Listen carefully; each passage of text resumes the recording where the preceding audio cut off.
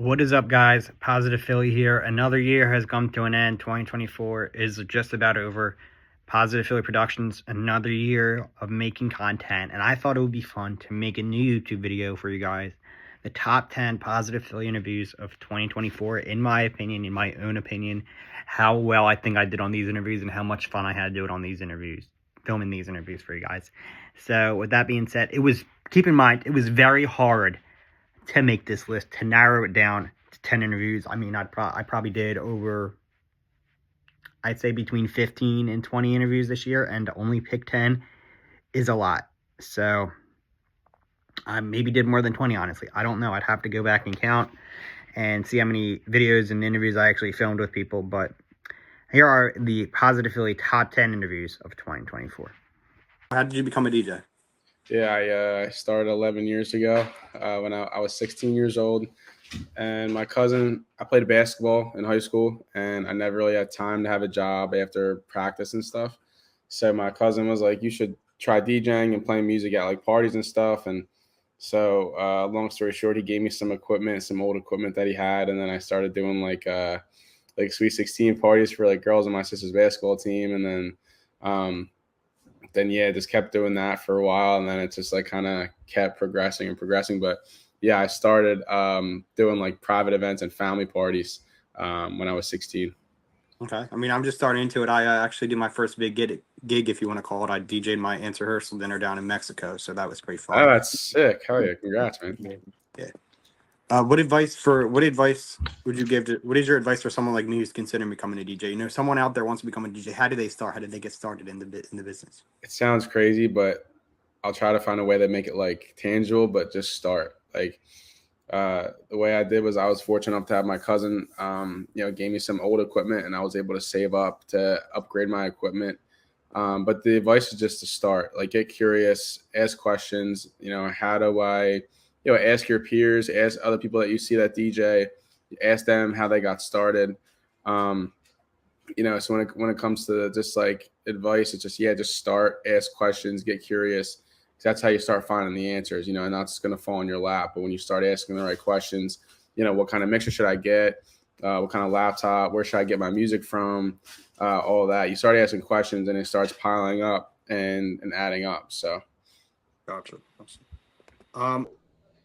We are here with men's runners head coach Brandon Williams, Coach Williams. Big win for the Roadrunners last night. Down to the wire win. Talk to us about it. Great win. We got it on the defensive end. That's our third game that we won on the defensive end. Back and forth game, the whole game. The guys came through and got the final stop. That's great. You guys have a game here in a few minutes and the championship game tonight.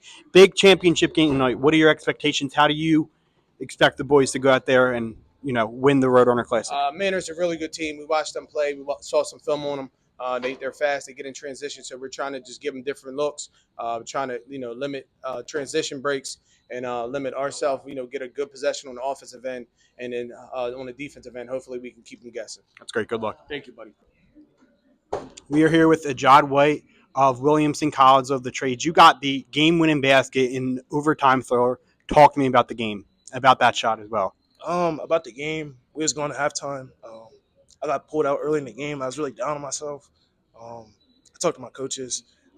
He's like, just keep going, rebound the ball. I asked him if we can go man.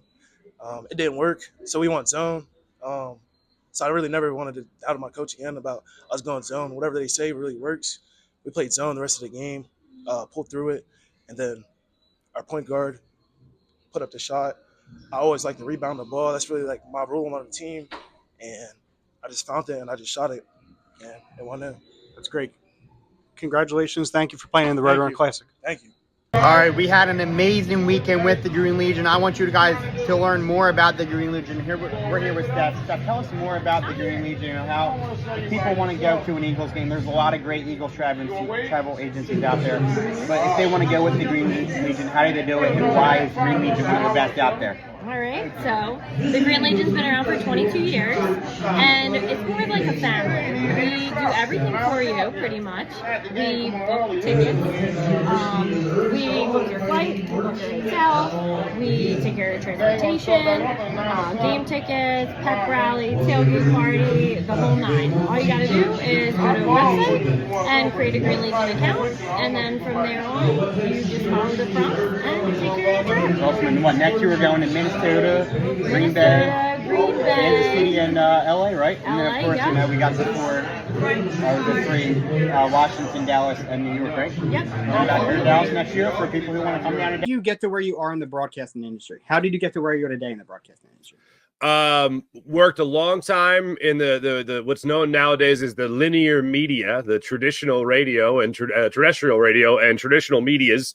Was at WIP, as you mentioned. It was at 97.5, and then just after COVID, I was granted free agency, as I like to say, from 97.5 to Fanatic, and I started the digital network. I would talk to my agent, and he's like, "Look, the way everything's going is you have to own your own content. You've been doing kind of something that's becoming a little bit outdated in a lot of markets, and you got to own your own content." So that's where we came up with the Farsy Show, and it has been awesome. I used to host a show at NBC Sports Philadelphia called the 700 Level Show.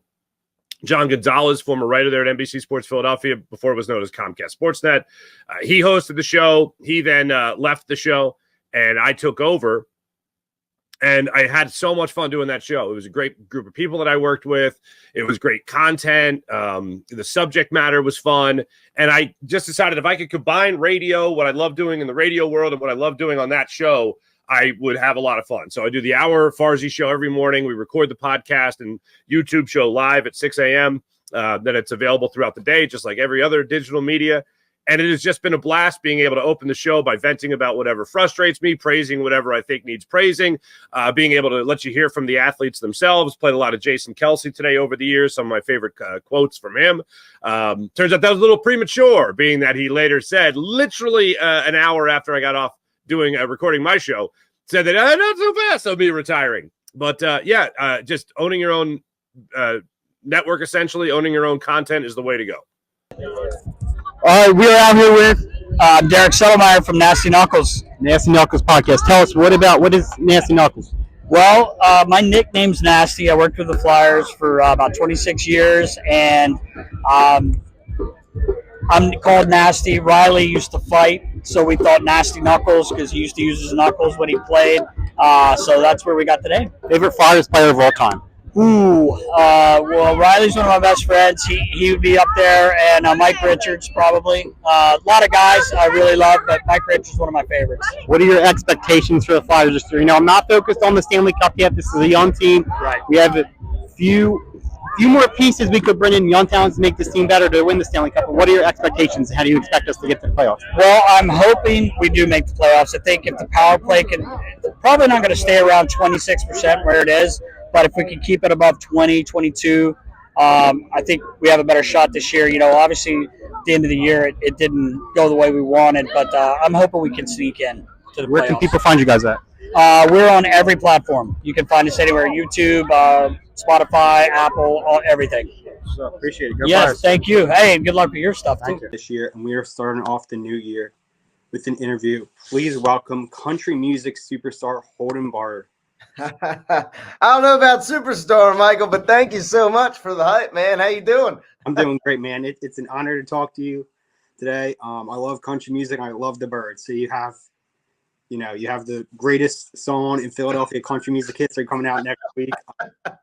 Oh my gosh, man. Well, that's so cool, man. I'm excited to be here, and thanks for having me. I'm glad to know that you're a Birds fan and you like country music. You know, I always tell people, I'm like, there are Eagle, Philly country folks that like country music. And all right, we're here with the MVP of today's game, Isabella Moore. 3 goals. Tell us about the hat-trick goals you had today. One was kind of just on a breakaway, and I think the middle did really good with distributing the ball and making, just chances for the midfielders and people up top. And I mean, it's scary out there. It's definitely not easy scoring goals. I mean, it's hard work and you got to focus. What today's performance? How do you expect that to lead into tomorrow's games and upcoming games this season? I think it's definitely going to give us some confidence for tomorrow because we weren't doing spectacularly in our first couple games, but I think that's definitely going to give us the courage to go far. What has been your biggest accomplishment so far in your career of soccer? Well, I used to go to a different college and I did pretty good there, but I think my favorite is scoring the 3 goals today. Definitely a big accomplishment for you. Congratulations. Thank you very much. All right, ladies and gentlemen, we are here with independent wrestler Marcus Mathers. Yes, thank you. Right here. Thank Philly's you so much. finest. Yes, Philly's finest. You are going after one of the biggest championships in independent wrestling, the IWTV Championship, Yes. which is currently held by probably one of the creepiest wrestlers I've ever seen. Scariest, too. Cruel. Talk to me about that. Man, Cruel is a monster, right? He is legit a monster, so it's not an easy test. I wrestled Cruel a couple months ago, and I lost very quick and very easy. It took a lot. It took a lot away from me, a lot of confidence, but I gained that confidence back. And on New Year's Eve, I got a huge Fans Bring the Weapons match, the biggest Massachusetts. The biggest match that Beyond could ever do, right? That's their biggest match. Heavy Lies the Crown, Fans Bring the Weapons. That's the match at Beyond. I'm in it. I can't let the independents down. This is me and the whole independents behind me. I'll be watching and cheering you on. Unfortunately, I can't be up in that. That's all right. It's a little far. where can people find you at, live? IWTV, please watch on IWTV. Anywhere, Marcus Mathers on Instagram, Twitter, Facebook, all that shit. But thank you for the support. I appreciate it always. And be fighting at WrestleMania one day. That's the dream. That is the dream. That's the dream for happening. Marcus Mathers. Thank you, bro. Thank you. Riley Cote. How are you feeling about the Flyers this year? Amazing, yeah. I know it's tough start of the road trip. I think they played well enough to win maybe a couple of those games, but pumped that they're back in Philly, get ready to rock it, and just have a great season. I think they're going to build off last year. Yeah, obviously a lot different since you've been on the ice, but who is your favorite Flyer besides yourself? Who's your favorite Flyer growing up or your favorite to play with on the ice? Well, favorite Flyer growing up was Big E. And then, I had a chance to play with some awesome players. I mean, from guys like Darian Hatcher, who I watched growing up, to Jason Smith, and then I had a chance to play with Mike Richards and Claude Giroux, some younger guys, more my age. Yeah, so it's a great experience. Thank you for taking the time. Yeah, of course. Let's go Flyers.